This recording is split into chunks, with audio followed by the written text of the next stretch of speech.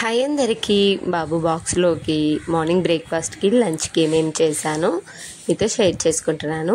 చాలా సింపుల్గా just 15 to 20 మినిట్స్లో అయిపోతుందండి. అండ్ ఫాస్ట్గా హెల్తీగా మార్నింగ్ లేవగానే రైస్ పెట్టేసుకొని స్వీట్ పొటాటో ఒక హాఫ్ కప్ వరకు అయితే గ్రీన్ పీస్ నేను బాయిల్ చేసుకుంటున్నాను. టైం ఉందని నేను నార్మల్గా బాయిల్ చేసుకుంటున్నాను. టైం లేకపోతే కుక్కర్లో వేసుకోండి. ఒక big size sweet potato. Next అయితే గోధుమ పిండి కూడా కలిపి పెట్టేసుకుంటున్నాను ఈ రెండు ఉడికేలోపు.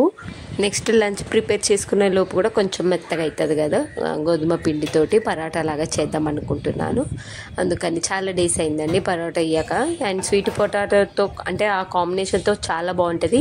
ఇంకేం కర్రీ లేకుండా కూడా పిల్లలకి కమ్మగా అనిపిస్తుంది అనేసి ఇంక ఈరోజు అయితే రైస్కి అంటే లంచ్కి నేను స్ప్రింగ్ ఆనియన్ విత్ ఎగ్ కాంబినేషన్తో చేస్తున్నాను. చాలా సింపుల్గా పిల్లలు కూడా ఇష్టంగా తింటారు.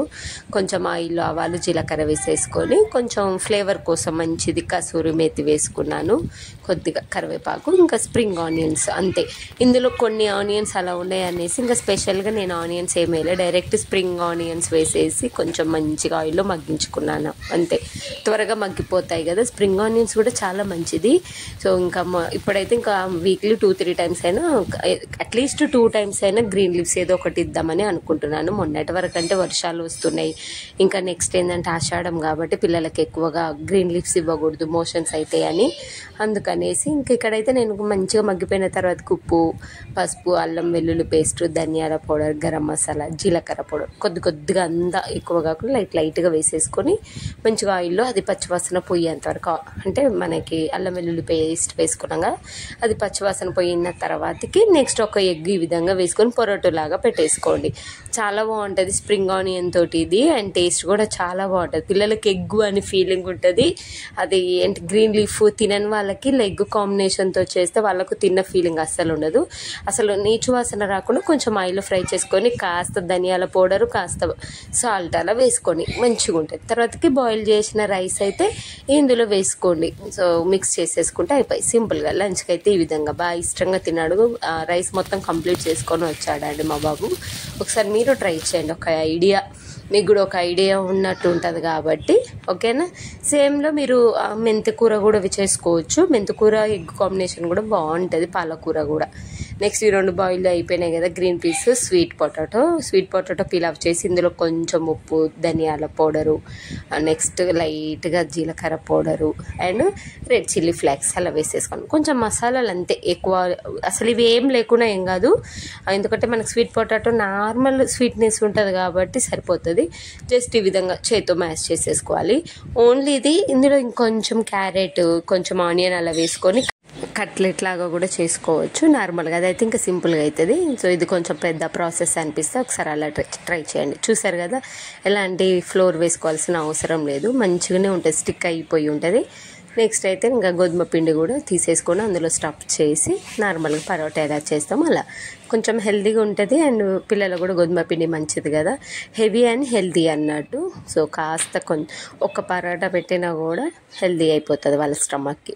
సో నేనైతే సింపుల్గా ఒకటే చేసి పెట్టేశానండి. ఇంకా అంతకంటే ఎక్కువ ఏం తినడులేండి మళ్ళీ, ఎందుకంటే చెప్పాను కదా, మీ అందరికి తెలుసు కదా, లాంగ్కి షార్ట్ బ్రేక్కి ఎక్కువ టైం ఉండదు అనేసి. ఇంతే సింపుల్. కొంచెం అల్ల పెట్టేసుకొని స్లోగా మీరు ప్రెస్ చేసుకోండి. పిండితోనైనా ప్రెస్ చేసుకోండి, లేదంటే ఆయిల్తోనైనా ప్రెస్ చేసుకోండి. పిండితో ప్రెస్ చేసుకుంటేనే నాకైతే బయటికి రాదు అనిపిస్తుంది ఎందుకో, ఆయిల్తో అయితే బయటకు అంతా వచ్చేస్తుంది అనే ఫీలింగ్. ఆల్రెడీ ఒకసారి ట్రై చేసిన, మరి మీరు ఎలా ట్రై చేస్తారో ఏమో. రెండిట్లా కొద్దిగా మందంగా ఇలా చేసేసుకొని మంచిగా నెయ్యితోటి కాల్చి ఇచ్చేసాను. సో నేను పెద్ద బాబుకి నెయ్యితోటి ఏమియాను, అది చల్లారిపోయినాకంటే టేస్ట్ ఉండట్లేదు, అంటే ఎట్లనో అనిపిస్తుంది, అంటే ఆయిల్తోటే ఇచ్చేసాను నేను. ఇంట్లో ఉంటే మాత్రం ఖచ్చితంగా నెయ్యితోటి. సో సింపుల్గా ఒకటి పెట్టేసి అంతే. ఇందులో ఏమి కర్రీ అలాంటివి ఏం లేదండి, డైరెక్ట్గా అలా పెట్టేసాను. సో రైస్ ఈరోజు చాలా సింపుల్గా అయిపోయింది. లంచ్ బాక్స్ కూడా అండ్ టేస్ట్ కూడా చాలా బాగుంటుంది. ఒకసారి ట్రై చేయండి. ఇది ఒక ఐడియా మీకు, జస్ట్ ఈ విధంగా చేయొచ్చు అనేసి. ఇంకా మీరు ఎలా చేయాలనుకుంటారో అలా చేయండి. అంటే మనం ఏదైనా ఒకటి చూస్తే ఇలానే ఎందుకు చేయాలి, అలా చేయొచ్చు అనే ఐడియా వచ్చేస్తుంటుంది కదా, ఎవరి బ్రెయిన్కి ఎలా ఐడియా వస్తుందో తెలియదు కదా. సో నేనైతే ఈ స్టైల్లో చేశాను. మీకు ఇంకేమైనా ఐడియా ఉంటే నాకు కామెంట్ బాక్స్లో షేర్ చేసుకోండి, అలా ఇలా ఇంకెలా చేయొచ్చు అని మీరు ట్రై చేయండి. ఓకేనా. ఇది వచ్చేసి ఈ వీడియో నేను సెప్టెంబర్ 5th రోజుదండి. ఇంకా ఆ రోజు కదా, ఈ 2 days ఫుల్ బిజీగా ఉంటుంది ఇంట్లో వినాయకుని పెట్టుకోవడం అలా ఇలా, అందుకే పోస్ట్ చేయలేదు. సెప్టెంబర్ 5th అయితే ఇంకా టీచర్స్ డే ఉండే కాబట్టి కొన్ని చాక్లెట్స్ అయితే పంపించేశాను. నేను ఏం మిడ్ స్నాక్ ఏం పెట్టాలి ఆ రోజు. వాళ్ళ అంటే పెద్ద స్కూల్ వాళ్ళు, పెద్ద క్లాస్ వాళ్ళు టీచింగ్ చేస్తారు కదా మామూలుగా, అలా అన్నట్టు జస్ట్ ఇలా సింపుల్గా పెట్టేశాను. దారిలో వచ్చేటప్పుడు త్వరగా అయిపోతుంది స్కూల్, మరి దారిలో తినడానికని రైస్ కొంచెం చేసి పెట్టేశాను. ఇంకా వాళ్ళ బెస్ట్ టీచర్కి ఇలా కొన్ని చాక్లెట్స్ తెప్పించుండే, మేము ఆ టీచర్కి ఇవ్వాలి అనేసి. ఒక 4 అయితే, ఇందులో ఒకటైతే తినేస్తారులేండి తనే, ముగ్గురికి అంటే 3 టీచర్స్కి ఒక్కొక్కటి అలా అన్నట్టు.